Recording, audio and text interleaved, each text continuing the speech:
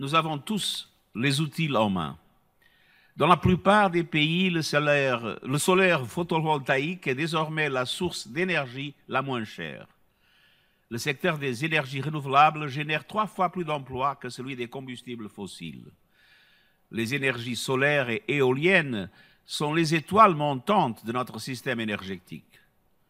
Durant la pandémie du Covid-19, ces sources d'énergie ont été les seules à continuer de se développer, mais bien trop lentement, hélas. Nous sommes encore loin de pouvoir fournir une énergie propre et abordable pour tous. Dans 11 pays subsahariens, un quart des établissements de santé n'ont pas accès à l'électricité. Près de 9 personnes sur 10 dans le monde respirent un air pollué qui est la cause chaque année de 8 millions de décès prématurés.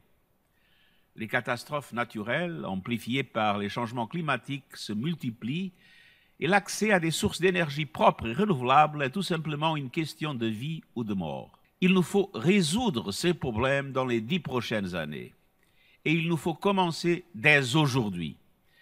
Si nous ne décarbonons pas rapidement et radicalement nos systèmes énergétiques dans les 10 prochaines années, nous n'arriverons jamais à limiter l'augmentation de la température à 1,5 degré Celsius, conformément à l'objectif fixé dans l'accord de Paris.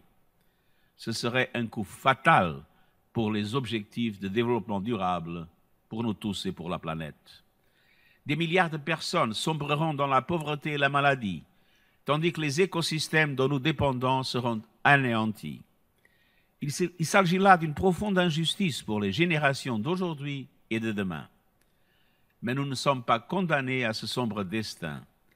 La science nous montre très précisément comment y échapper. Pour limiter l'augmentation de la température à 1,6 degré Celsius, il faut d'ici à 2030 réduire les émissions de 45% par rapport au niveau de 2010 et atteindre 0 émission nette d'ici à 2050. Chaque pays a un rôle à jouer. Il faut tenir la promesse faite aux pays en développement de mobiliser 100 milliards de dollars par an en faveur de l'action climatique. Et il faut aussi que 50% du financement climatique soit consacré aux mesures d'adaptation et de résilience face aux perturbations climatiques à venir. La réunion d'aujourd'hui représente une occasion historique. Je compte sur tous les pays, et en particulier les grands émetteurs, pour se montrer à la hauteur de la tâche aux côtés des principaux acteurs du monde des affaires et de la finance. Je suis heureux de constater que plusieurs grands émetteurs, aussi bien des pays que des secteurs d'activité, font preuve de leadership dans le cadre de ce dialogue de haut niveau et présentent des promesses d'action audacieuses.